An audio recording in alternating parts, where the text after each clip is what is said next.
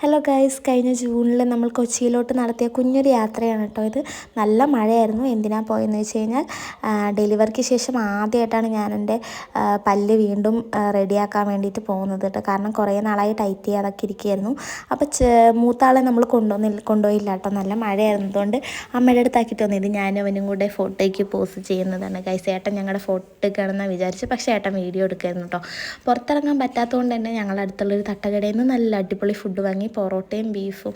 ഇപ്പോഴും എനിക്ക് ആ ബീഫിൻ്റെ ടേസ്റ്റ് വായിന്ന് പോകുന്നില്ല, അത്ര അടിപൊളിയായിരുന്നു.